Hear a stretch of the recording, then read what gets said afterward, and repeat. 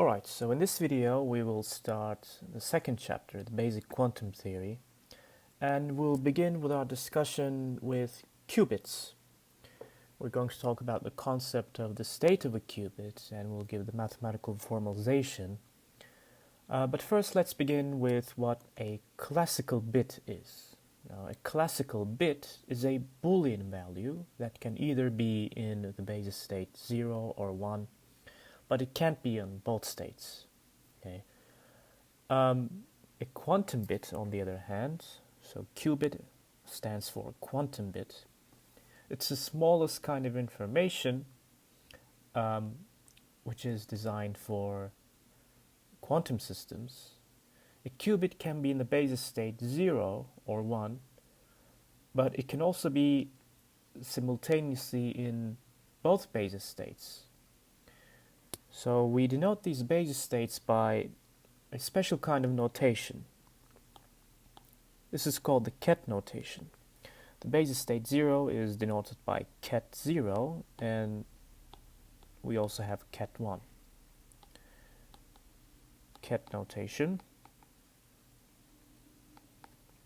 also called the Dirac notation, named after the famous physicist Paul Dirac. So we are going to denote quantum states by lowercase Greek letters such as psi, phi, and so on. Okay.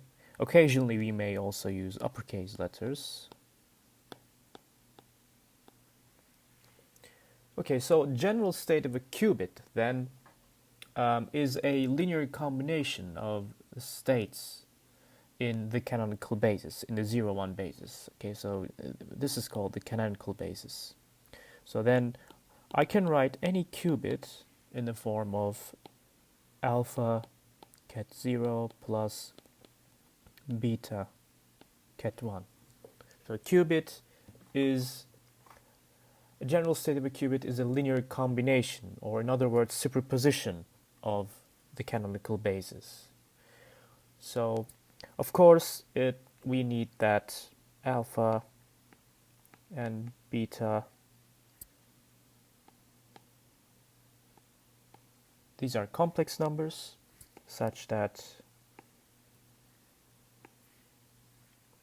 magnitude alpha squared plus magnitude beta squared is equal to 1. Okay, and these coefficients, alpha and beta, are called the amplitudes.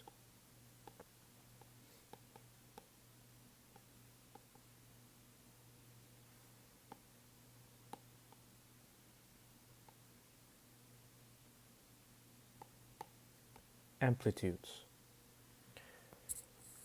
So psi can be easily denoted by a two-dimensional complex vector. Then I can write psi in the form of a two-dimensional vector alpha beta, just writing the coefficients, such that magnitude square alpha plus magnitude square beta is of course equal to 1. Notice that when alpha is equal to 1 and beta is equal to 0, we have the basis state ket 0. Okay, so this is equal to this vector, 1, 0 vectors, is equal to ket 0. And when alpha is equal to 0 and beta is equal to 1,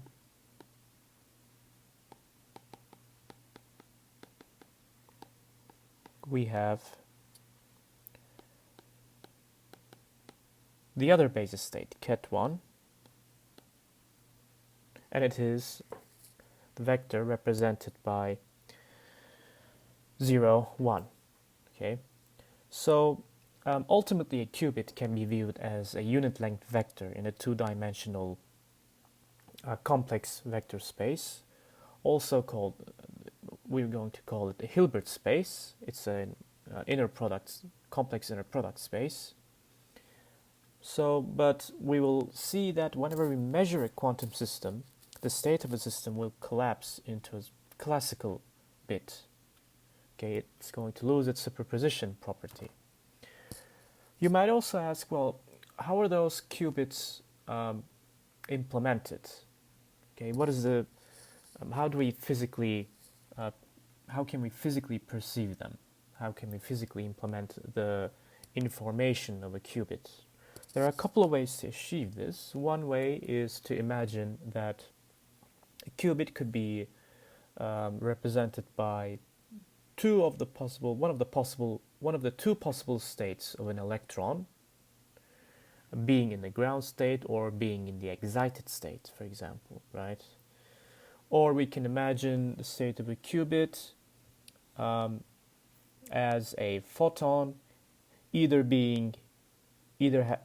having the horizontal polarization or the vertical polarization, right? Or any subatomic particle having two energy levels can represent the state of a qubit, right? So one nice way to represent qubits is by their polar forms. Now, remember that a complex number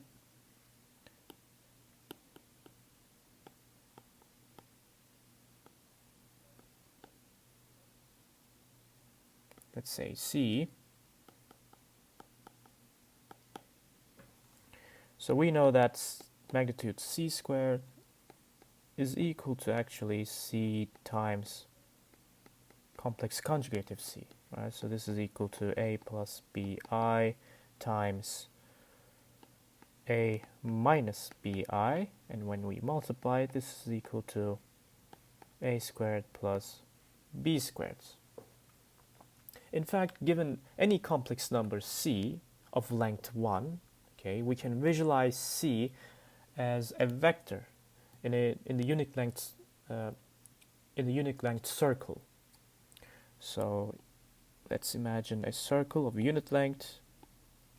Suppose that the x-axis represents the real line and y-axis represents the imaginary line. So then any unit length vector can be represented, any complex number of norm 1 can be represented by unit length vector. Okay. Of course, it will have an angle. I'm sorry, just my phone rang. Okay. Of course, it will have an angle, theta, and we know that this length is cosine theta, and this is sine theta, right? So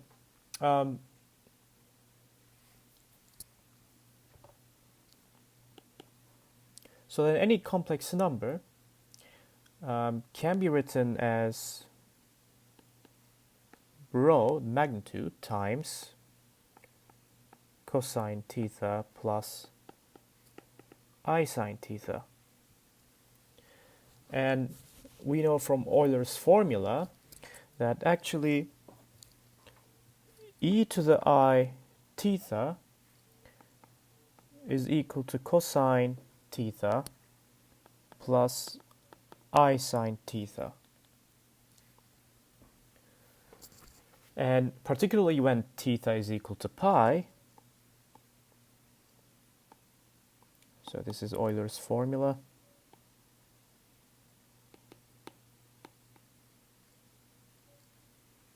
When theta is equal to pi, what do we get? Well, it follows that e to the pi I is equal to minus 1, right?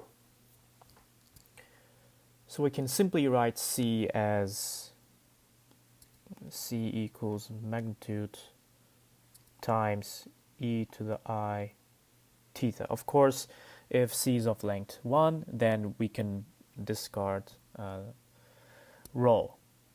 Okay, C is basically e to the I theta, and this is the exponential form of a complex number. Now there's an analogous representation of a qubit as an arrow from the origin to a three-dimensional ball. So let's remind the generic form of a qubit. The generic form of a qubit is represented by superposition, right? So some complex amplitude C0 ket 0 plus C1 ket 1. Of course, where magnitude square C0 plus magnitude square C1 should be equal to 1 if our system is normalized. So now, considering that each complex number uses two parameters, magnitude and phase, at first sight it might look like there are four real parameters in this equation. But it turns out that there are only two parameters. We can reduce it to only two parameters. Okay. Now, C0 can be written as R0 times e to the I, let's say, phi 0, okay, a magnitude and a phase. Similarly, let's write C1 as R1 times e to the I phi 1. So then the generic form of a qubit can be written as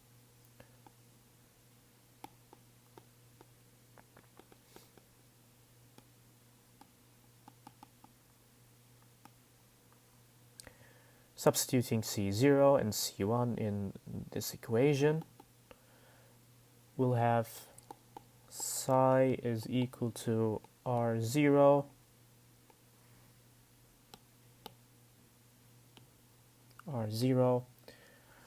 e to the I phi 0 ket 0 plus R1 e I phi 1 1.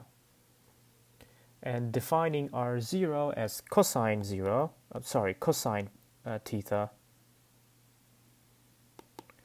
defining R0 as cosine theta, and R1 as sine theta, and using the fact that the squared modulus of the amplitudes add up to 1, then any qubit psi can be represented as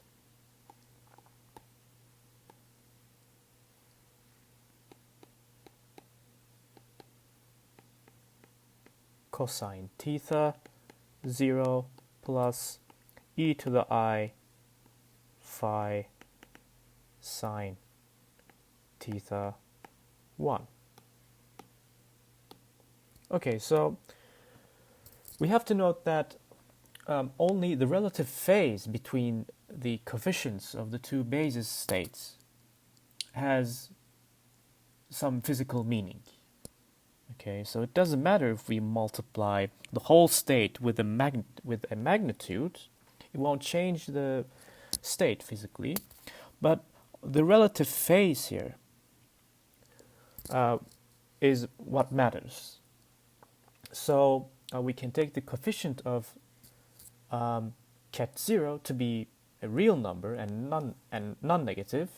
Okay, since we only care about the relative phase of the states, not their actual phases, this idea gives rise to Blasphemer.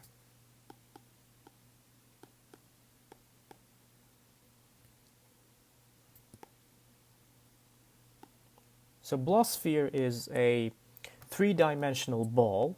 Okay, it's not a vector space. It's not a real vector space, but it's just a representation for convenience. So we imagine Blasphemer as a three-dimensional ball. Okay, so we have three axes. This represents the state ket 0.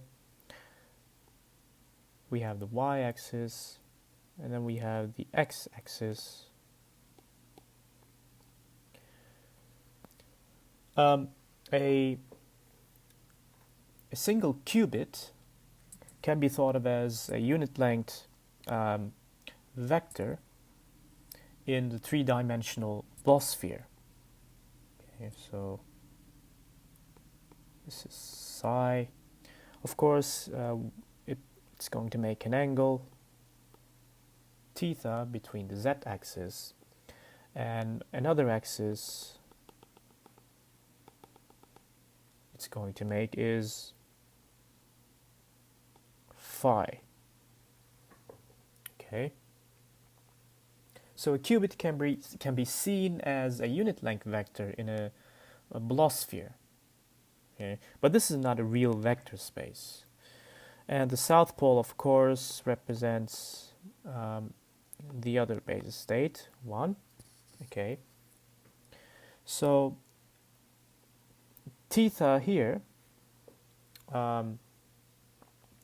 represents the latitude, and phi represents the phase. So then we can describe psi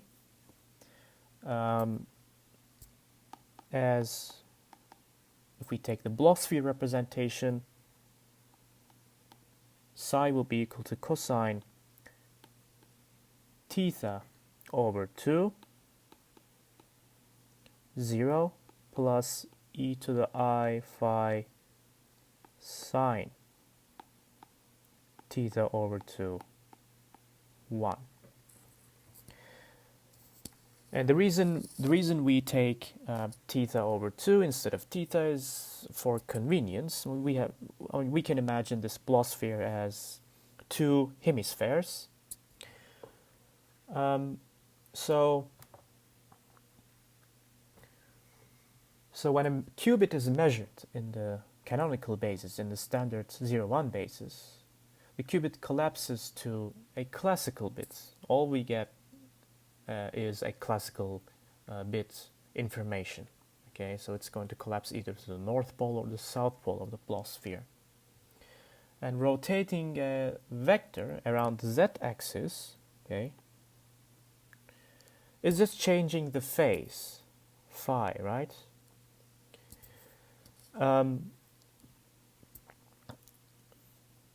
Rotating the Blasphemer around the x-axis, on the other hand, will correspond to a bit flip, right? 0 becomes 1 and 1 becomes 0. Now we're talking about a 180 degrees rotation. Okay, so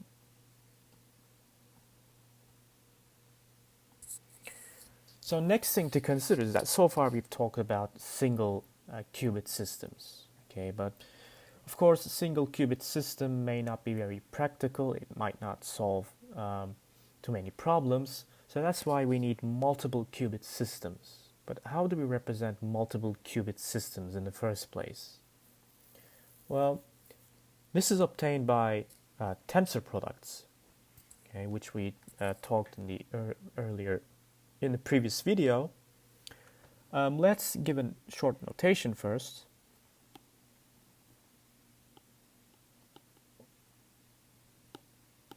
Notation. Okay, so suppose that psi is an n-dimensional complex vector, okay, and suppose that psi prime is an m-dimensional vector.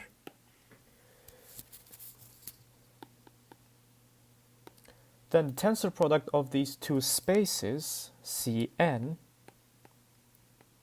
and Cm, is equal to an n times m-dimensional complex vector space.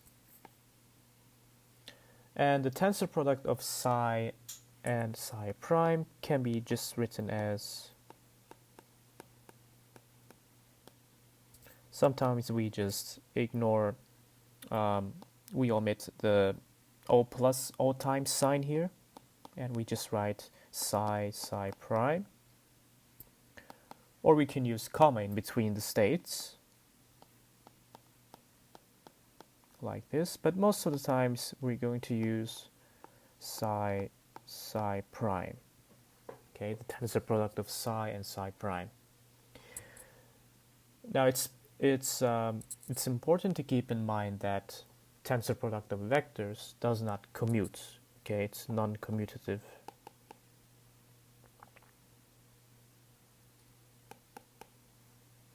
that is tensor product of 1, 0 is not equal to tensor product of 0, 1. Okay? Alright, so as an example to a tensor product, let's consider the state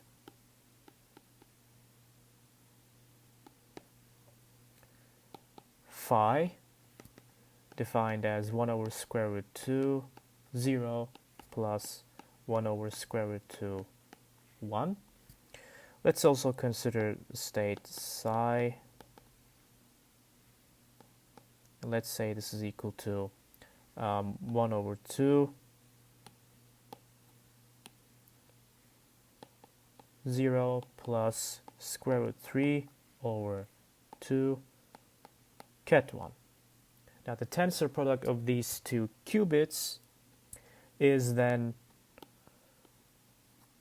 phi tensor psi, and that's equal to, so phi can be represented by the vector 1 over square root 2, 1 over square root 2, right? Tensor psi is basically 1 over 2 square root 3 over 2. And what we do is that we multiply each element of phi with the vector psi. Okay, so we multiply 1 over square root 2 with 1 over 2. That defines the first entry, 1 over 2 square root 2, and then we multiply 1 over square root 2 with square root 3 over 2, and that's square root 3 over 2 square root 2. That defines the second entry of the tensor product. We might need a longer column here. Okay, and then the next entry will be 1 over 2 square root 2. Finally, we have square root 3 over 2 square root 2. So then we can write this tensor product. This is a four-dimensional quantum system, so it's a 2-qubit system, right? And the canonical basis states are 0, 0, 0, 1, 1, 0, and 1, 1, right? So the 2-qubit state, phi O times psi, will be written as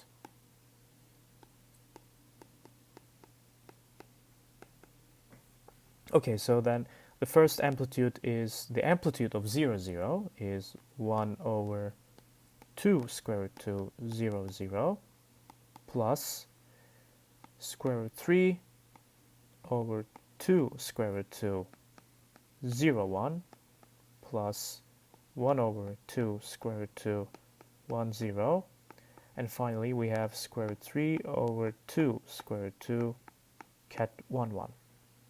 So this is a four-dimensional quantum state, a 2-qubit system, right? Because with 2 qubits we can represent 2 to the 2, 4 states in total. So an n-dimensional, if we have an n-dimensional, if we have an n-qubit system,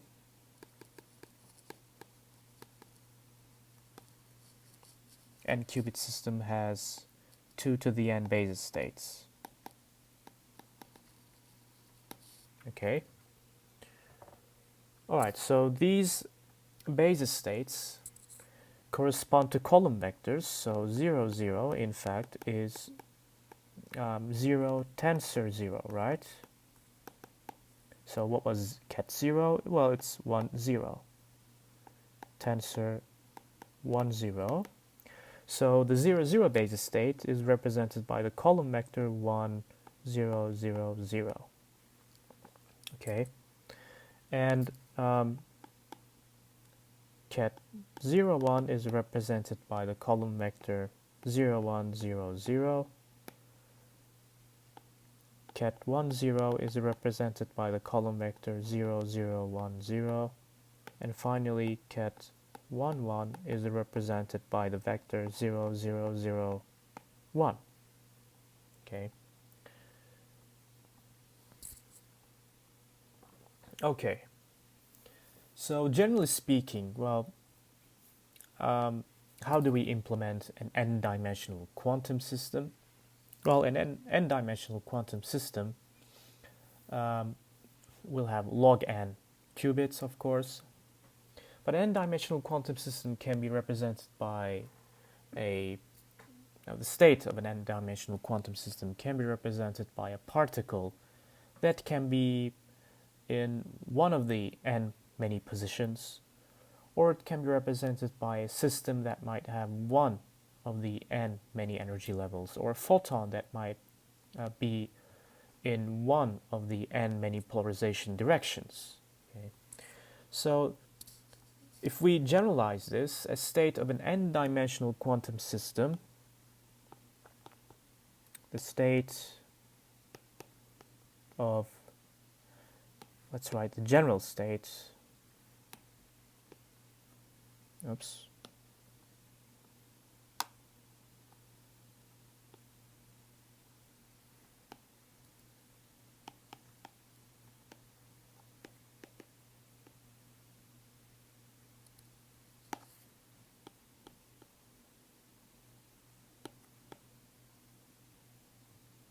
so the general state of an n-dimensional quantum system, let's call it psi, this is represented by a unit length vector in an n-dimensional Hilbert space, is represented by a unit length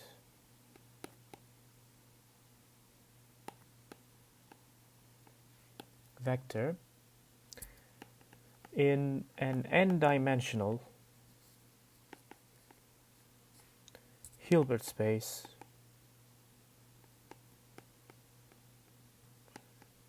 let's denote this by h to the n.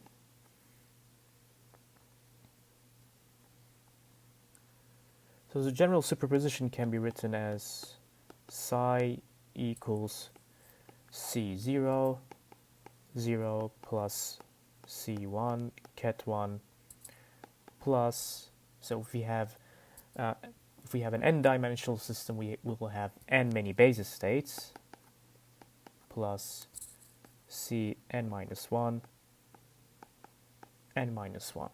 So, and this is equal to the column vectors C0, C1, Cn minus 1. We're just writing the amplitudes, okay? Such that, of course, each Ci is a complex number, and that the summation of each Ci, magnitude squared Ci, is equal to 1. Okay? I from 0 to n minus 1. Alright. So, next we will talk about a very interesting property of quantum systems called entanglement principle. So I'll see you in the next video.